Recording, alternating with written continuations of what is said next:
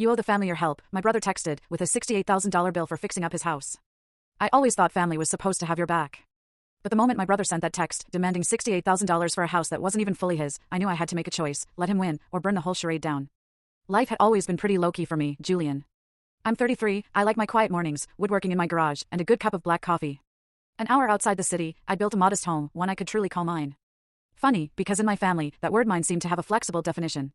Growing up, I was the observant one, not passive, just watching. My older brother, Brendan, was the golden child, loud, charming, always the center of attention. He was the guy who could dent your car, bring it back empty, and somehow make you feel bad for asking.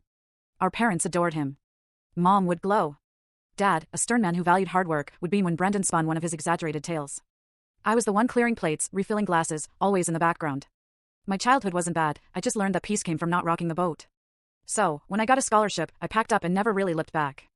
Brendan, meanwhile, stayed nearby, got into real estate, or something like it. He'd con people into investing, promise big returns, then cry bad luck when things imploded, disappearing until the heat died down. Despite repeated failures, our parents always bailed him out. "He's trying," Mom would say.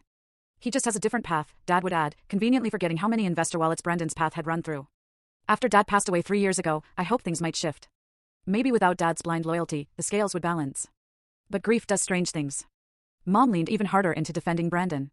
And with Dad gone, Brendan seemed to inherit not just the house, but the unspoken family throne. I didn't argue.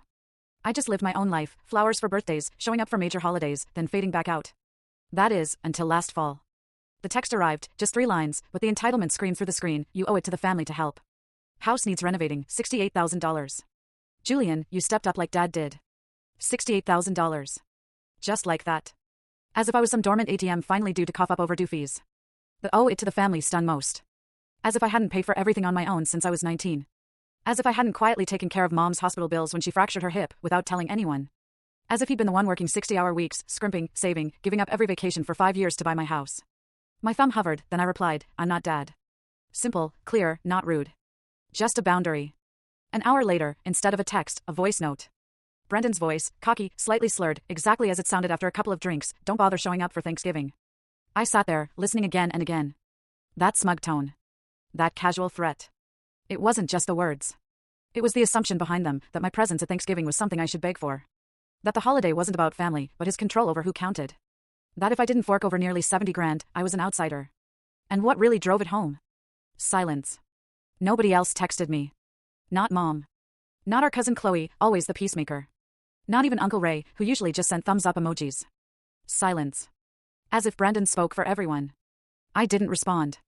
I didn't argue. I just don't miss the twist bottom left, full story.